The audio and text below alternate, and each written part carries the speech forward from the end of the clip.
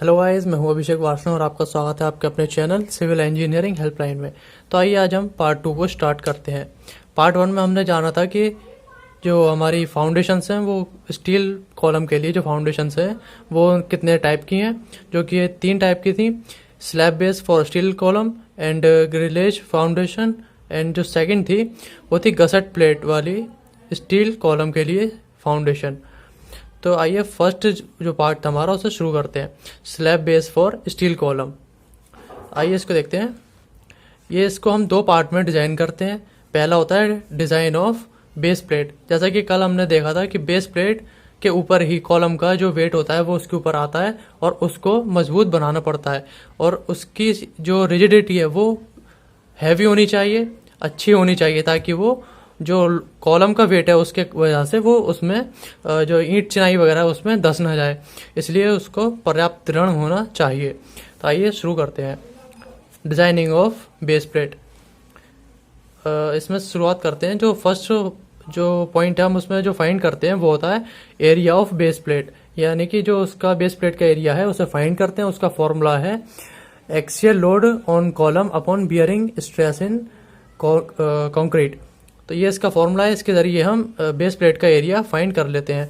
Then हम इसी से यदि वो स्क्वायर शेप में है तो उसके लिए हम इस फॉर्मूले का यूज़ कर सकते हैं। साइड ऑफ बेस प्लेट, यानी कि उसकी साइड निकालने के लिए, अगर वो स्क्वायर शेप में है तो उसकी साइड निकालने के लिए हम इस फॉर्मूले का यूज़ कर सकते हैं। इसका फॉर्मूला होता है कि एरिया को उसको हम इसके रूट में रख देंगे तो हमारी साइड फाइंड हो जाएगी। इसका थर्ड पॉइंट है putting the column on the base plate symmetrically and find the projection in both direction. Column को बेस प्लेट पर सिमेट्रिकली रखने के बाद उसका हम प्रोजेक्शन फाइंड करते हैं, ए और बी दोनों साइड में। जैसा कि इस पे देखते हैं हम, ये हमारी बेस प्लेट है मान लिया हमने, तो इसके ऊपर ये इस तरह से जो हमने कॉलम रखा है तो इसकी ये जो गैप होगा इसके बीच में, ये वाला और ये गैप, सॉरी ये गैप, ये जो इसके बीच का हम देख सकते हैं, ये इन दोनों गैप को फाइंड करना होता है। इसको ही हम प्रोजेक्शन कहते हैं, प्रक्षेप हिंदी में कहते हैं। और फिर उसके बाद जो फोर्थ पॉइंट आता है उसमें हम इस बेस प्लेट की थिकनेस फाइंड करते हैं। बेस प्लेट की जो थिकनेस है वही उसकी जो रिजिडिटी है उसके ऊपर डिपेंड करती है, उसे फाइंड करते हैं। बेस प्लेट की थिकनेस को फाइंड करने के लिए जो फॉर्मूला है T इजकल टू रूट में 3 × W अपॉन σ BS, यानी कि बियरिंग स्ट्रेस, और जो A square minus B square by 4, ये जो इसकी साइड के प्रक्षेप होंगे या प्रोजेक्शन होंगे उनको A और B हम फाइंड करते हैं। तो आइए आगे देखते हैं। अब बेस प्लेट के बाद जो लोड होता है वो कंक्रीट के ब्लॉक पर नीचे ट्रांसफर होता है। अब जो कंक्रीट का ब्लॉक है उसके ऊपर बियरिंग प्लेट से होता हुआ लोड कंक्रीट ब्लॉक पर आता है। तो अब इसको डिजाइन करते हैं। तो इसके जो स्टेप हैं उनको देखते हैं। फर्स्ट स्टेप जो है self load of concrete slab and axial load both are transfer on subsoil, यानी कि सेल्फ लोड कंक्रीट का जो स्लैब है और जो एक्सियल लोड उसके ऊपर आ रहा है वो दोनों ही सबसॉइल पर ट्रांसफर होते हैं।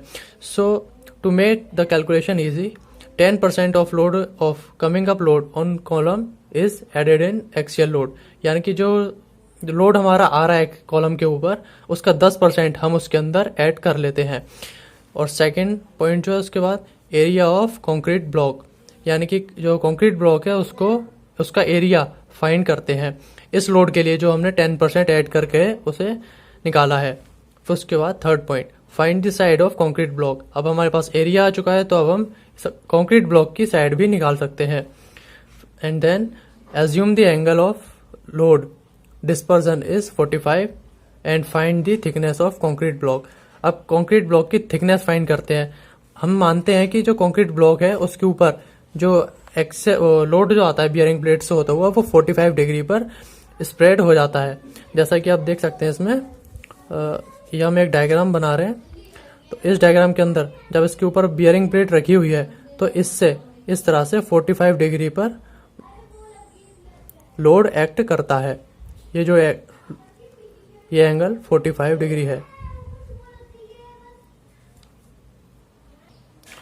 आइए अब एक एग्जाम्पल की मदद से इस क्वेश्चन को समझते हैं। तो इस क्वेश्चन में जो हमें गिवन है, इसमें हमें एक बेस प्लेट और कंक्रीट ब्लॉक फाउंडेशन उसको डिज़ाइन करना है। उसके लिए डाटा गिवन है जो ISHB 300 एट 63.3 kg, यानी कि जो हमें कॉलम के लिए जो बीम जो होती है, वैसे तो कॉलम है, उसको डिज़ाइन करना है। वो डिज़ाइन हमें बेस प्लेट और कंक्रीट ब्लॉक को करना है, तो उसके लिए हमें ये कॉलम की तरह से गिवन है। इसके ऊपर जो लोड आने वाला है वो है 100 टन, यानी कि इस तरह से ये जो हमारा कॉलम होगा, इसके ऊपर जो आने वाला लोड होगा वो होगा W = 100 टन। तो ये जो कंक्रीट कॉलम है, फिर इसके नीचे बेस प्लेट लगी हुई होगी एंड देन इसके नीचे कंक्रीट ब्लॉक इस तरह से लगा होगा। तो अब हमें इस चीज पूरे को डिजाइन करना है। तो आइए शुरू करते हैं। सबसे पहले डिजाइनिंग ऑफ बेस प्लेट। तो अब इसमें हम सबसे पहले इसका एरिया कैलकुलेट करते हैं। तो area of base plate equal to इसके ऊपर axial load on column upon bearing capacity of concrete।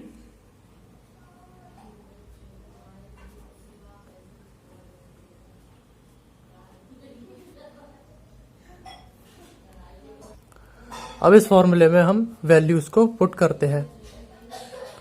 Axial load जो कि यहाँ पर है, हमारा जो इसमें गिवन है वो है 100 टन। अब इसको न्यूटन में चेंज कर लेते हैं, तो वो हो जाएगा 100 × 10⁴ न्यूटन। और इसमें जो बियरिंग कैपेसिटी ऑफ कंक्रीट है वो है 4 Nm/mm² गिवन है। अब इसको पुट करते हैं 100 × 10⁴ अपॉन 4। अब इसको कैलकुलेट कर लेते हैं। 100 × 10⁴ divided by 4 equal to 2,50,000।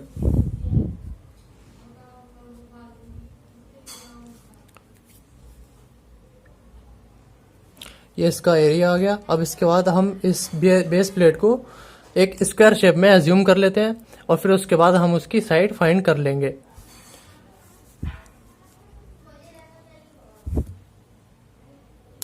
Base plate is in square shape, so side of base plate is, यानी कि जब हम बेस प्लेट को एक स्क्वायर शेप में मान रहे हैं तो उस कंडीशन में उसकी साइड क्या होगी।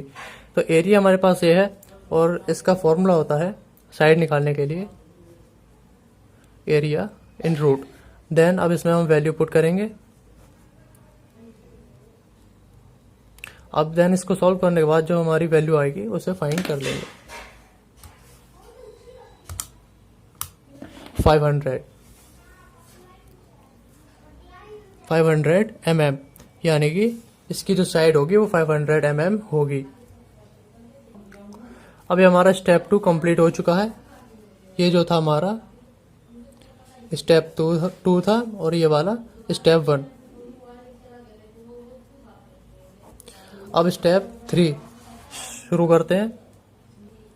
स्टेप 3 जो अब है, इसमें हमें क्या करना है कि हमें इसमें प्रोजेक्शन निकालने हैं।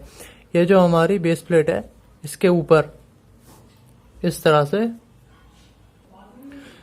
इसके ऊपर बीम रखा हुआ है। मैं इसको केवल लाइन की तरह से ड्रॉ कर रहा हूँ। केवल इसमें हम अब ये देखते हैं, ये जो गैप है इसको हम ए कह सकते हैं और ये वाला जो गैप है इसके बीच का, अब इसे बी कह रहे हैं। तो ए प्रोजेक्शन एंड बी प्रोजेक्शन, अब हम इसकी वैल्यू को फाइंड करेंगे। ए प्रोजेक्शन को बड़ा प्रक्षेप भी कहते हैं और बी प्रोजेक्शन वाले को इसको छोटा प्रक्षेप भी कहते हैं। तो बड़ा प्रक्षेप यानी कि ए इज इक्वल टू, इसको फाइंड करने के लिए फॉर्मूला जो है, फॉर्मूला नहीं, हम इसमें डायरेक्ट वैल्यू पुट करते हैं। 500 माइनस इसकी जो ये लेंथ है पूरी टोटल, ये जो हम ISHB है उसमें उसके अकॉर्डिंग इसकी जो लेंथ है वो है 300, और ये वाली जो इसकी जो ब्रेथ है, चौड़ाई है इसकी, ये है 250 ISHV 300 के लिए। यहाँ पर हमने उसकी वैल्यू को पुट कर लिया है 300 को, देन उसको 2 से डिवाइड किया, तो उसको बाद जो हमारी वैल्यू फाइंड हुई है वो है 100 mm। एंड देन उसके छोटे प्रक्षेप के लिए यानी कि बी प्रोजेक्शन के लिए जो उसकी शॉर्टर साइड है फ्लैंज की, जो फ्लैंज की चौड़ाई है वो है 250। देन उसको यहाँ पर पुट किया और उसको माइनस किया। माइनस करने के बाद हमारा छोटा प्रोजेक्शन जो है उसकी जो वैल्यू आ गई वो 125 mm हमारी मिल गई यहाँ पे। अब इसके बाद अब हम नेक्स्ट स्टेप पर जाते हैं। अब जो हमारा स्टेप 4, अब हम इसमें देखते हैं कि जो अब जैसे बेस प्लेट होती है वो भी नीचे से ऊपर की तरफ के लिए एक फोर्स क्रिएट करती है। जब उसके ऊपर इस तरह से ऊपर से एक फोर्स जब इस पे अप्लाई होता है तो इसका भी कुछ ना कुछ फोर्स अपवर्ड अप्लाई होता है, तो उसको हम फाइंड करते हैं। उसको हम W लिखते हैं और अब उसके लिए फाइंड करते हैं। तो इस पर आने वाला जो लोड है एक्सियल लोड या अक्षीय भार, उसको डिवाइड कर देंगे हम उसके प्लेट के एरिया से, यानी कि एरिया ऑफ स्टील प्लेट। इसको एक्सियल लोड भी लिख लेते हैं।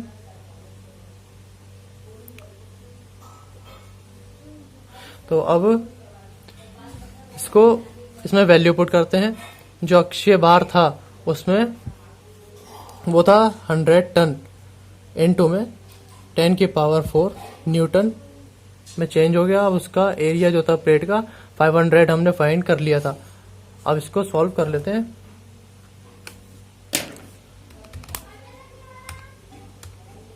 हंड्रेड इंटू में 10 की पावर 4 एंड डिवाइडेड बाय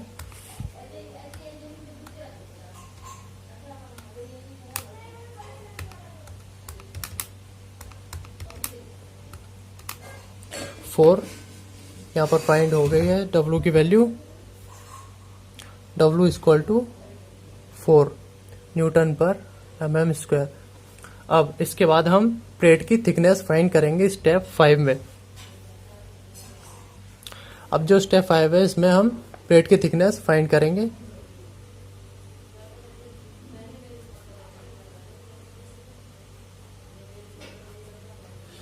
अब इसका जो फॉर्मूला है T इक्वल टू रूट में 3W upon sigma BS bracket में A square minus B square by 4।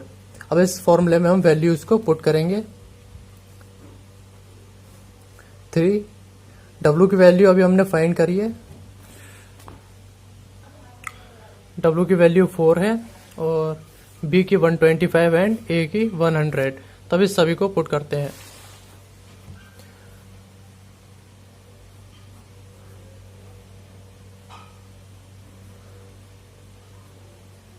Divided by 4 और सिग्मा BS, इसको हम शुरुआत में शायद क्वेश्चन में जो गिवन है वो है 185 न्यूटन पर mm स्क्वायर। इसको यहाँ पर पुट करते हैं।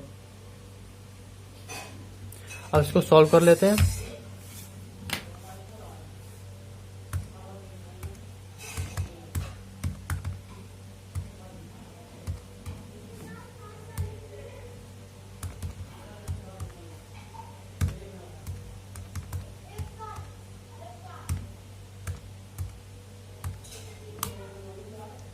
रूट में answer equal to 19.88।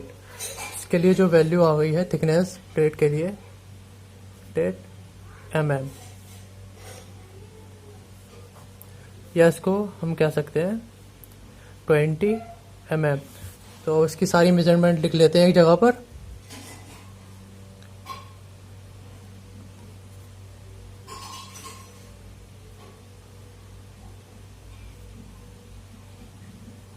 Measurements of base plate वो हमने अभी फाइंड किए हैं, वो है 50 सेंटीमीटर लिख सकते हैं हम इसे। 500 mm है, 50 सेंटीमीटर इंटू 20 mm या 2 सेंटीमीटर थिकनेस, ये इसकी लेंथ है, ये ब्रेथ है और इसकी ये डेप्थ या थिकनेस हम कह सकते हैं ऐसे। अब कंक्रीट ब्लॉक के लिए हम डिजाइन करते हैं। ये हमारा बी पार्ट अब शुरू हो चुका है, इसका डिजाइनिंग ऑफ कंक्रीट ब्लॉक। अब इसमें जो फर्स्ट स्टेप है इसका, उसमें हम क्या करते हैं कि जो लोड एक्सियली लोड आ रहा है कॉलम के ऊपर, उसका 10% अब हम उसमें ऐड कर लेते हैं। जो एक्सियली लोड है वो है 100 और इसका 10% वो होगा 10, तो इसको ऐड कर लेंगे तो ये बन जाएगा हमारा 110 टन। अब इसके लिए हम कंक्रीट ब्लॉक का एरिया निकालेंगे सेकेंड स्टेप में। एरिया निकालने के लिए area of concrete block equal to axially load upon bearing capacity of soil. यहाँ पर सॉइल की बियरिंग कैपेसिटी यूज करेंगे, जो कि यहाँ पे जो क्वेश्चन में गिवन है 20 टन पर मीटर स्क्वायर गिवन है। अब उसको यहाँ पर पुट करते हैं। एक्सियली लोड ये आ चुका है और वो है 20। अब इसको सॉल्व कर लेते हैं।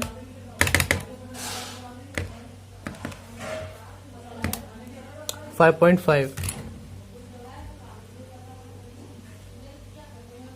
और इसकी वैल्यू यहाँ पे आ गई है। अब कंक्रीट ब्लॉक की साइड फाइंड कर लेंगे इसके बाद, क्योंकि हमने यहाँ पर स्लैब बेस जो है वो हमने स्क्वायर शेप में एज्यूम किया है, इसीलिए यहाँ पे कंक्रीट ब्लॉक भी स्क्वायर शेप में ही हम ले रहे हैं।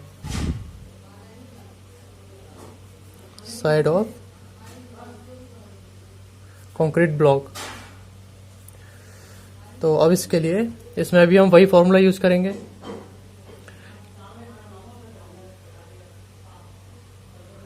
एरिया रूट में आ जाएगा।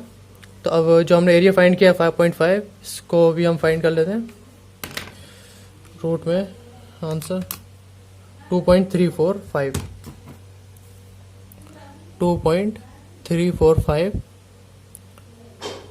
मीटर, क्योंकि ये हमने मीटर में ही फाइंड किया है। अब इसके बाद इसको हम यदि सेंटीमीटर या mm में कन्वर्ट करें तो ये बन जाएगा 2345 सेंटीमीटर। तो अब हम इसको 240 सेंटीमीटर मान लेते हैं। अब इसके बाद जब ये लोड जब कंक्रीट ब्लॉक पर आएगा वो इस तरह से 45 डिग्री पर अप्लाई होता है।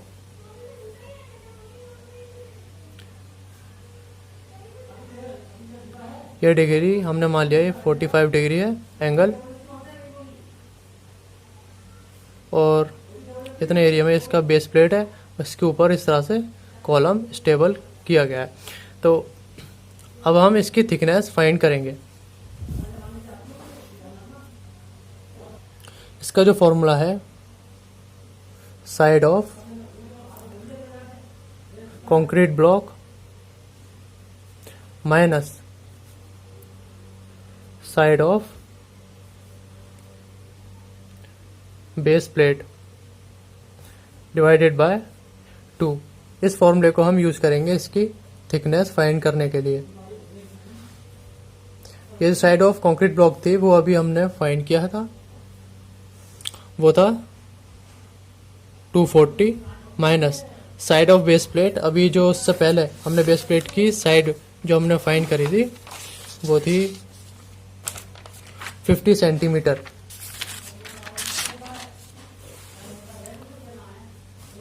Minus 50 centimetre divided by 2 equal to, इसको जब सॉल्व करेंगे तो आ जाएगा 190 डिवाइडेड बाय 2। अब इसको माइनस करने के बाद आएगा 95 सेंटीमीटर,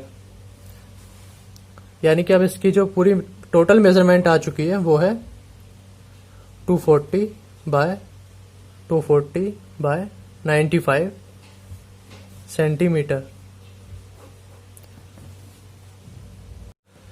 अकॉर्डिंग टू क्वेश्चन यहाँ पर हमारी जो इसकी डिजाइनिंग है बेस प्लेट की और कंक्रीट ब्लॉक की वो यहाँ पर पूरी होती है। अब इसके बाद हम वो जो 5 पॉइंट्स हैं जो कि सिविल इंजीनियर्स के लिए नेसेसरी हैं, उन्हें पता होने चाहिए, उनके बारे में अब हम जानेंगे। तो आइए इन पॉइंट्स को शुरू करते हैं। वेट ऑफ 1 बैग सीमेंट, यानी कि एक जो सीमेंट की बोरी होती है उसका वजन कितना होता है, वो होता है 50 kg। And second, minimum thickness of slab, यानी कि स्लैब की जो थिकनेस होती है वो मिनिमम कितनी होनी चाहिए, वो होनी चाहिए लगभग 125 mm या 12.5 सेंटीमीटर।